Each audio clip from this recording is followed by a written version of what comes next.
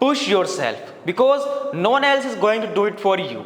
Hello achievers, this is Shivam here. Last lecture तक हमने conductor को जब यूनिफॉर्म इलेक्ट्रिक फील्ड में रखते हैं तो उसके साथ क्या क्या होता है वो हमने देख लिया था कि सारा चार्ज उसके क्या जाता है, सरफेस के ऊपर आकर चिपक जाता है और अंदर इलेक्ट्रिक फील्ड बिल्कुल जीरो हो जाती है। और आज हम क्या करने वाले हैं, आज हम पढ़ने वाले हैं टाइप्स ऑफ स्फेयर। वैसे बेसिकली इसके कोई टाइप तो होते नहीं है, लेकिन अगर बात करें इसकी कंडक्टिविटी और नॉन कंडक्टिविटी के अकॉर्डिंग तो इसमें कुछ टाइप बन जाते हैं। जैसे कि फर्स्ट टाइप हमारा यहाँ पर बोल रहा है कि होलो कंडक्टिंग।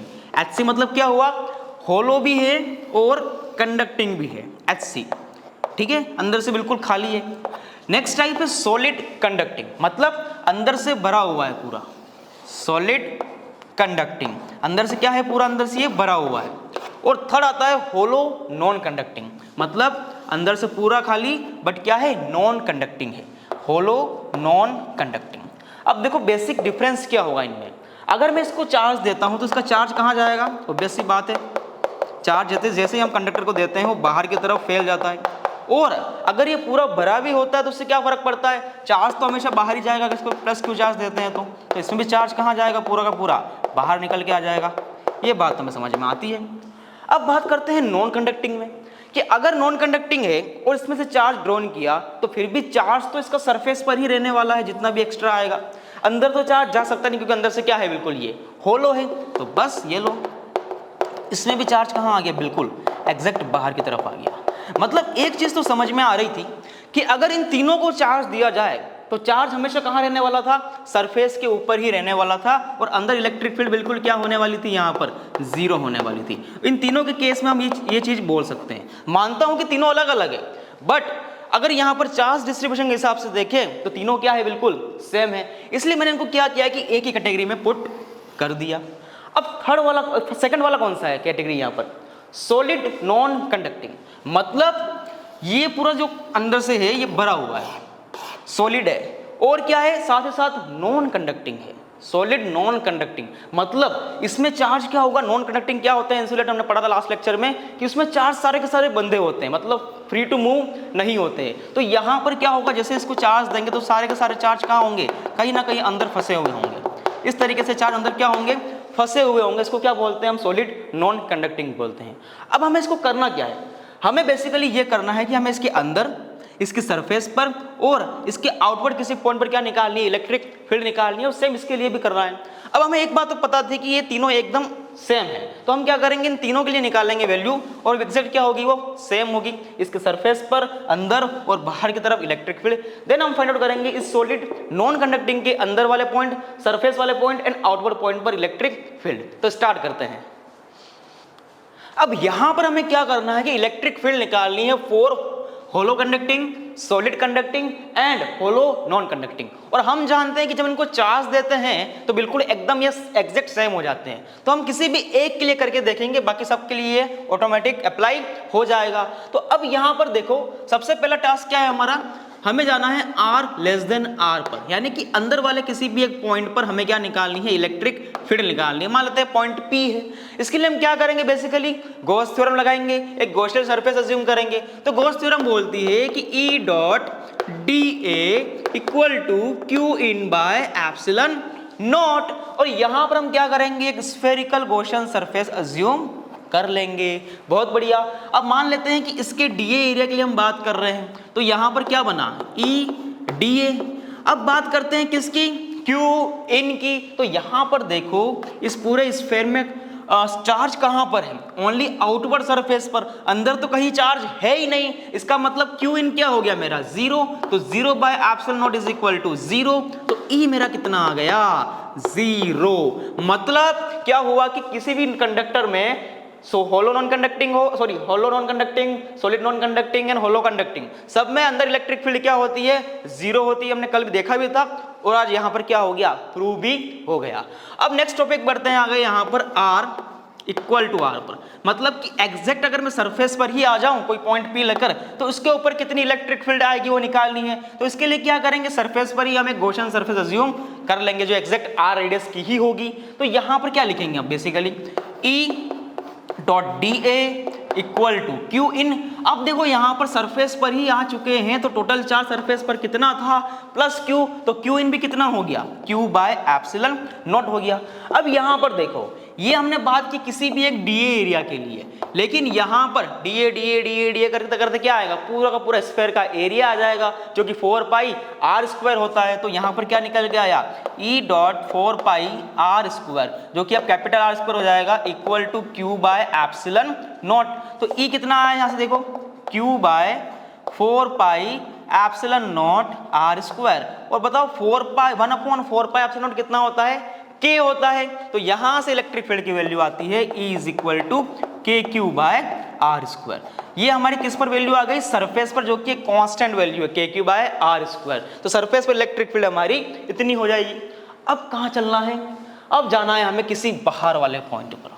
कोई भी एक पॉइंट P मान लेते हैं जिसकी रेडियस यहाँ पर R है। तो यहाँ पर हम क्या करेंगे, अब गॉसियन सरफेस अज्यूम करेंगे। मतलब अब हम कहाँ जा रहे हैं, थर्ड केस में। थर्ड केस हमारा हो गया कि R ग्रेटर देन R, बाहर निकल गए। अब इस केस के लिए क्या करना पड़ेगा, देखो यहीं पर किसी डीए एरिया की बात कर लेते हैं। तो E dot DA equal to, अब इसमें क्यू इन कितना हो जाएगा, तो देखो इस पूरी गॉसियन सरफेस में, इस बड़ी वाली गॉसियन सरफेस में टोटल चार्ज तो प्लस क्यू ही समाया हुआ है ना। तो क्यू इन कितना हुआ प्लस क्यू, तो बस यहाँ पर क्यू बाय एप्सिलॉन नॉट। और यहाँ से हम small small small small small small area लेंगे तो टोटल एरिया कितना आ जाएगा बड़े वाले स्फीयर का 4 पाई आर स्क्वायर, इस स्फीयर का जिसकी रेडियस कितने गिवन है हमें स्मॉल आर। तो यहाँ पर आ जाएगा ये 4 पाई आर स्क्वायर। तो यहाँ पर कितना बना क्यू बाय एप्सिलॉन नॉट। तो ई कितना हो गया यहाँ से Q upon 4 pi epsilon naught R square. तो सिंपली लिख सकते हैं इसको के क्यू बाय आर स्क्वायर। और ये हमारी इलेक्ट्रिक फील्ड निकल के आ गई किसी भी बाहर वाले पॉइंट पर।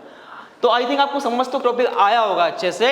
अब इसके बारे में क्या करते हैं, ग्राफ बनाकर देखते हैं कि कैसे इलेक्ट्रिक फील्ड यहाँ बना के देखते हैं कि जैसे कि ये मेरी इलेक्ट्रिक फील्ड है और यहाँ पर R डिस्टेंस पर है। तो R बढ़ने पर कैसे इलेक्ट्रिक फील्ड चेंज हो रही है। तो मान लेते हैं कि ये वाली R जो है वो कैपिटल R के इक्वल है, मतलब सरफेस पर आ गए। तो देखो सरफेस पर जब हम आ रहे थे तब तक तो इलेक्ट्रिक फील्ड क्या थी, अंदर की तरफ 0 थी। और जैसे ही सरफेस पर आ गए तो इलेक्ट्रिक फील्ड कितनी हो गई, के क्यू बाय आर स्क्वायर हो गई। मतलब यहां तक तो इलेक्ट्रिक फील्ड थी नहीं, और जैसे ही यहां पहुंचे तो कितनी वैल्यू आ गई इसकी, के क्यू बाय आर स्क्वायर आ गई। अब देखो जैसे ही सरफेस से बाहर निकलना स्टार्ट किया, इलेक्ट्रिक फील्ड किससे घटने लगी, यहां पर आर डिस्टेंस के साथ डिक्रीज होने लग गई। तो डिक्रीज हो रही तो इसको कैसे बताएंगे हम, इस तरीके से। तो यहां पर कैसा ग्राफ बना इसका, कुछ इस तरीके से ग्राफ बन रहा है। किसके लिए, ई और आर में, इन तीनों के लिए। तो आई होप कि आपको बात समझ में आई होगी कि कैसे हमने इसको सोल्व किया है। नेक्स्ट अब हम बात करते हैं सॉलिड नॉन कंडक्टिंग के लिए। अब हम बात करते हैं यहां पर electric field for solid non conducting. अब देखो नॉन कंडक्टिंग है तो अंदर भी चार्ज भरा होगा। तो मान लेते हैं कि अंदर कितना टोटल चार्ज भरा हुआ है, प्लस क्यू है। और इसके यूनिट वॉल्यूम में कितना चार्ज है, रो कूलम्ब पर मीटर को हमने यहाँ पर अज्यूम कर लिया। अब इसकी रेडियस कितने गिवन है हमें, यहाँ पर आर रेडियस गिवन है। अब हम क्या करेंगे, सबसे पहले उल्टा चलेंगे। सबसे पहले इसका हम निकालेंगे सरफेस पर, देन निकालेंगे आउटवर्ड पॉइंट पर, देन निकालेंगे यहाँ पर अंदर वाले पॉइंट पर। क्योंकि सरफेस का और बाहर वाला एकदम आसान है, लेकिन थोड़ा सा अंदर का थोड़ा टिपिकल हो जाता है। तो करके देखते हैं एक बार। तो फर्स्ट हम केस लेते हैं कि R इक्वल टू, जब मेरा कितना हो जाए, R ही हो जाए। तो देखो जब R इक्वल टू R हो जाएगा तो मतलब कि पूरा का पूरा कितना चार्ज आ जाएगा इसके अंदर, प्लस क्यू चार्ज आ जाएगा। तो यहाँ पर क्या करेंगे, सिंपली मैं लगा रहा हूँ E dot D A is equal to Q in by epsilon naught. अब क्यू इन कितना हो जाएगा गॉसियन सरफेस के लिए, ये हो जाएगा प्लस क्यू, यानी कि क्यू बाय एप्सिलॉन नॉट हो जाएगा। और एरिया कितना हो जाएगा यहाँ पर टोटल 4 पाई आर स्क्वायर। क्यों कैपिटल इसलिए लिखा क्योंकि सरफेस पर ही आ चुके हैं अब तो हम, क्योंकि R इक्वल टू क्या है, R है। तो यहाँ पर कितना बचा, क्यू बाय एप्सिलॉन नॉट। तो E की वैल्यू कितनी आ गई मेरे पास यहाँ से, Q upon 4 pi epsilon not R square. तो E आया मेरा यहाँ पर के क्यू बाय आर स्क्वायर। कितना आया, के क्यू बाय आर स्क्वायर, जो कि कांस्टेंट टर्म है और आसानी से आंसर निकल के यहाँ पर आ गया इसकी सरफेस के ऊपर। अब बात करते हैं कहाँ पर, आर ग्रेटर देन आर के लिए, कि हम बाहर निकलेंगे तो यहाँ पर क्या देखने को मिलेगा।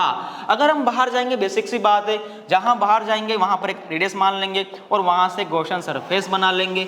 अब बात समझ में आ रही थी यहाँ पर भी कि इस गॉसियन सरफेस में भी टोटल चार्ज तो इतना ही है जो कि प्लस क्यू के इक्वल है। इसका मतलब मैं फिर से क्या लिख सकता हूँ, ई डॉट डी ए, तो क्यू इन मेरा क्यू हो गया अपॉन एप्सिलॉन नॉट हो गया। अब यहाँ पर डी ए एरिया कौन सा होगा, ये वाला, तो इसमें D A D A D A D A लेंगे तो कौन सा एरिया निकलेगा टोटल, यहाँ पर इसका पूरा सरफेस एरिया आ जाएगा जो कि 4 पाई आर स्क्वायर के इक्वल होगा। तो E 4 pi R square Q by epsilon naught, और यहां से मेरे पास वैल्यू कितनी हो जाएगी, सिंपली के क्यू बाय आर स्क्वायर। यहां पर इलेक्ट्रिक फील्ड आ गई किसी भी बाहर वाले पॉइंट के ऊपर।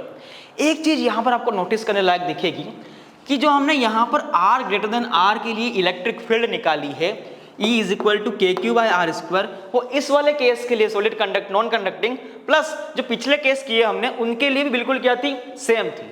इसको मैं आपका रीजन बताता हूं कि अगर मान लो कि ये पूरा का पूरा चार्ज क्या है, एक पॉइंट चार्ज है, जो इतना बड़ा प्लस क्यू दे रखा है, ये वाला, ये प्लस क्यू, ये क्या है, पॉइंट चार्ज, इस पर टोटल चार्ज कितना है, प्लस क्यू।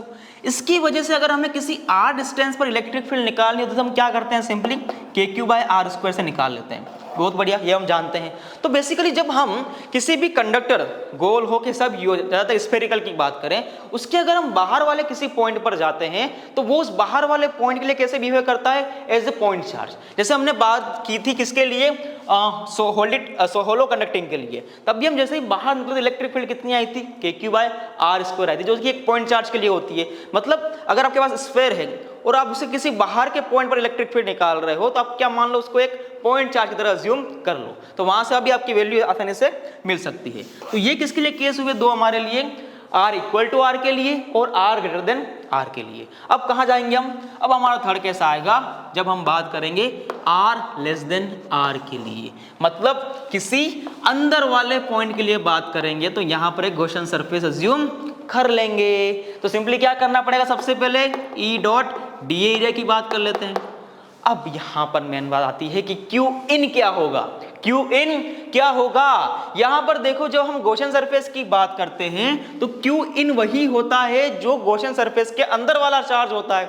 अब बताओ मुझे कि इसके अंदर टोटल चार्ज कितना होगा, इस स्फेयर के अंदर, इस छोटे से स्फेयर में जितना चार्ज होगा वही तो इसके लिए क्यू इन होगा, क्योंकि r लेस देन r के लिए निकाल रहे हैं। तो यहां पर मुझे बताओ इसके यूनिट वॉल्यूम में कितना है चार्ज, रो कूलम पर मीटर क्यूब। अगर मैं इसको इसके वॉल्यूम से मल्टीप्लाई कर दूं तो मुझे क्या मिल जाएगा, इसका टोटल चार्ज मिल जाएगा। मतलब मुझे रो को मल्टीप्लाई करना है किससे, 4/3 पाई आर क्यूब से डिवाइड बाय एप्सिलॉन नॉट, और क्या करना है यहाँ पर, डी एरिया की बात करनी है। अब यहाँ पर डी ए निकालेंगे, टोटल एरिया कितना निकल जाएगा, 4 पाई आर स्क्वायर, इसका एरिया निकलना कितना निकल जाएगा, 4 पाई आर स्क्वायर। तो यहाँ पर E 4 pi R square equal to rho 4/3 pi R cube by epsilon naught. 4 pi ने 4 पाई को मार दिया, आर स्क्वायर ने यहाँ पर आर स्क्वायर को मार दिया, तो यहाँ पर एक आर बच गया। तो ई कितना आया मेरे पास यहाँ पर, rho R by 3 epsilon naught. This is electric field inside the conductor, non conductor. इसके अंदर किसी पॉइंट पर इलेक्ट्रिक फील्ड कितनी होगी, rho R by 3 epsilon naught होगी। अब हमें क्या करना है कि हमें ग्राफ बनाना है ई और आर के बीच में। ये हमारी इलेक्ट्रिक फील्ड और ये आर, इसके बीच में क्या बनाना है, हमें एक ग्राफ बनाकर देखना है। तो देखो मान लेते हैं कि ये वाला पॉइंट कौन सा है मेरा, आर इक्वल टू आर का है। तो देखो यहाँ पर जब हम अंदर से सरफेस तक चले तो इलेक्ट्रिक फील्ड कैसे वेरी कर रही है, E directly proportional to R, क्योंकि रो और एप्सिलॉन नॉट क्या है, कांस्टेंट है, तो सिंपली R के प्रोपोर्शनल है E।